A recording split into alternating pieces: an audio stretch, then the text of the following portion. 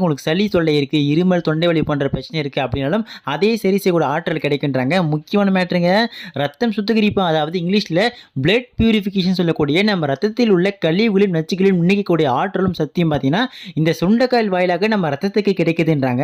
அதுக்கப்புறம் நம்ம எலும்புகளை வலுவடைய வைக்கக்கூடிய இந்த கால்சியம் சத்து, மேக்னீசியம், பாஸ்பரஸ் போன்ற பல சத்துக்கள் இந்த சுண்டைக்காயில இருக்கா.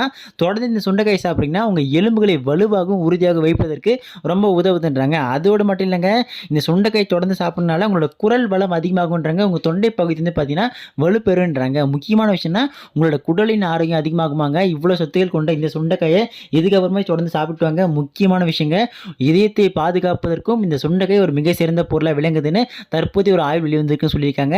ஸோ இது போன்ற பல தகவல்கள், பயனுள்ள தகவல் தொடர்ந்து கொடுத்துட்டே இருக்கேன். ஸோ தினந்தோறும் தெரிஞ்சுக்க நீங்கள் நம்ம சேனல் சப்ஸ்கிரைப் பண்ணாமல் டக்குன்னு சப்ஸ்கிரைப் பண்ணிட்டு இந்த தகவலை இப்போ தான் நீங்கள் ஃபஸ்ட் டைம் பார்க்குறீங்கன்னா உங்கள் ஃப்ரெண்ட்ஸும் ஷேர் பண்ணி விடுங்க. அவங்களும் தெரிஞ்சுக்கிட்டும் அடுத்த தொழில் தொடர்ந்து பார்க்கலாம்.